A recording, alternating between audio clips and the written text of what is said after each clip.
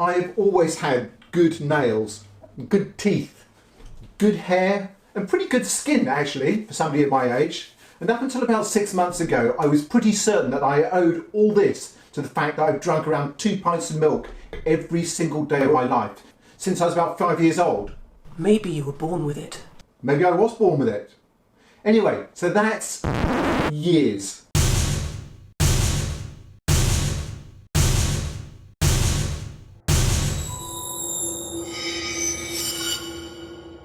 Hello, my name is Angus and I am a recovering milk drinker, and this is my story. I'm going to start by telling you how it all began, then I'll tell you how and why I kicked the habit, then I'm going to tell you in pretty horrible detail actually why you should kick the habit, and finally I'm going to read to you some of my fan mail, so do stick around for the end of this video.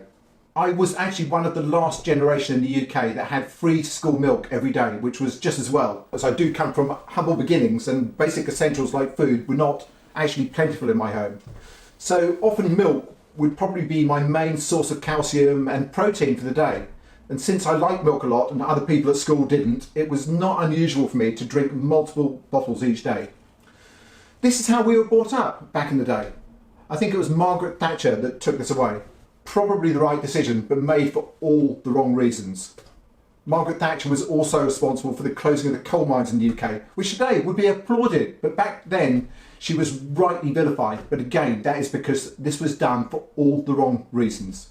I was a serious milk drinker. I used to drink about 2 pints of milk every single day, which I did from about 5 years old up until about 12 months ago. And I need to say here, the main driver for me giving up milk was not dietary or even ethical, but it was more about my plastic use. And I think the point I'm trying to make here, it's not the reason you should give up, but how easy it is actually to give up. Because if I can do it, then you can do it, whatever your motivation might be. Whether it's plastic waste, dietary, ethical, or all three. And all three carry very valid arguments. As I say, for me at the time, it was plastic waste. When you have a 2 pint a day habit, I would buy about 10 of those 6 pint plastic things of milk every single month. That's 10 plastic bottles or 120 plastic bottles a year that I found to be unacceptable and an abuse of my first world privilege. If everyone on the planet did the same thing, that would be 948 billion single-use plastic bottles, which is not sustainable. So I did my bit and I gave it up. I am still a work in progress and I'm not the finished article. I still use more than my fair share of the Earth's resources, but I took this as really low-hanging fruit, albeit part of my life for years. I would drink it primarily with coffee. I like my coffee made entirely with milk, so when I gave this up, I decided to drink coffee like normal people and swap from all milk to about 1/4 of a cup of oat milk using Oatly. I love the brand. They have cool, friendly shit on the side of their boxes and sound sort of switched on. But then I had a new problem. Oatly used Tetra Paks, and my local authority here in my hometown stopped taking Tetra Paks for curbside recycling, which means that if I'm to recycle them properly, I actually need to take them to the local dump or recycling centre as they call them now, which is crazy. I mean, the dump is miles away.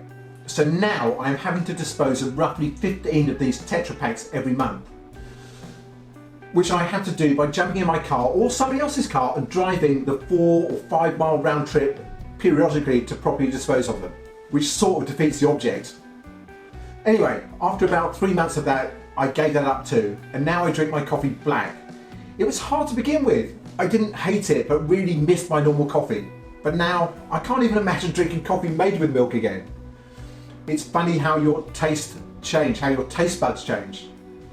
So what I think I'm saying here is that however much you think you'll miss milk, dairy, avocado, beef, burgers, chicken wings, foie gras, or whatever your guilty pleasure is, it is amazing what happens to your taste over time. I'm not suggesting you give up everything in one go, but the point of this video is to tell you that if I can give up my 2 pints of milk a day habit, then you can give up yours too. My driver for giving up milk was initially plastic use.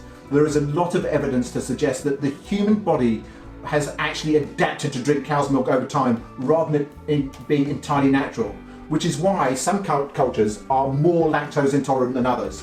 But for sure, drinking cow's milk is not a victimless crime.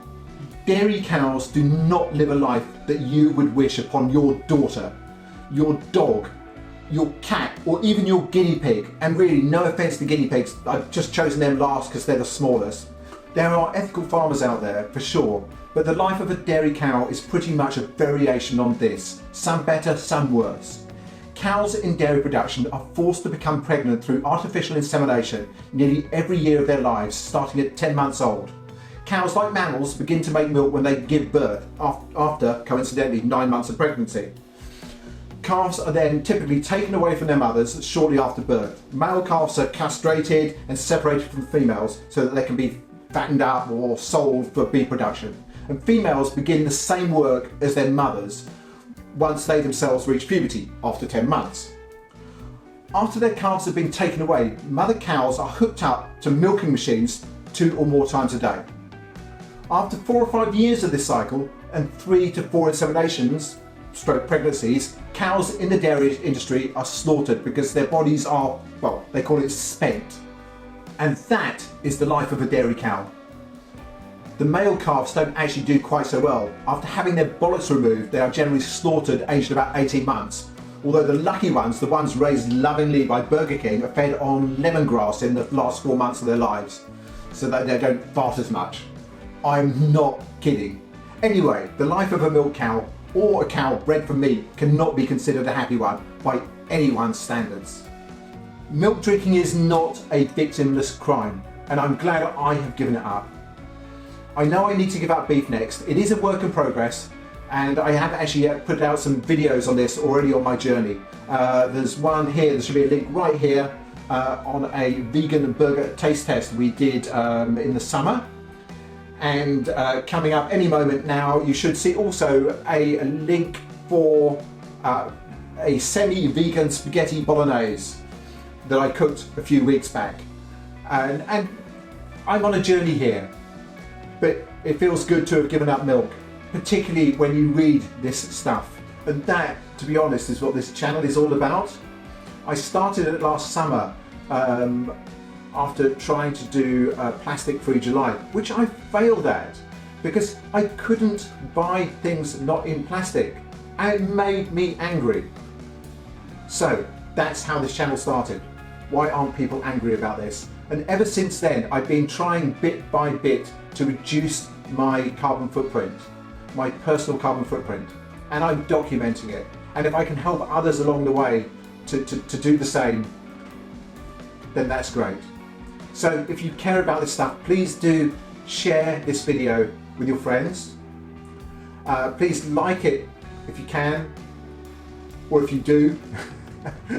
And please comment. I'd love to have your comments. And if you haven't subscribed yet, it's completely free to do so. Hit the subscribe button, and there's a little bell there as well. And if you hit the bell, then you will get notified every time I do a video, and you don't need to miss a thing. I do a video every single Thursday.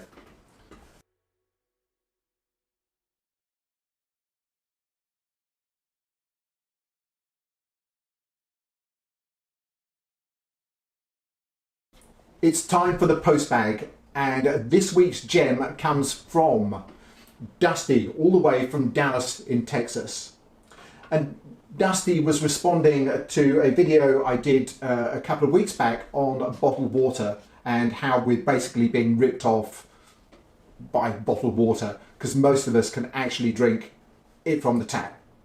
But anyway, this is what Dusty has to say. It's quite short, but I think quite succinct.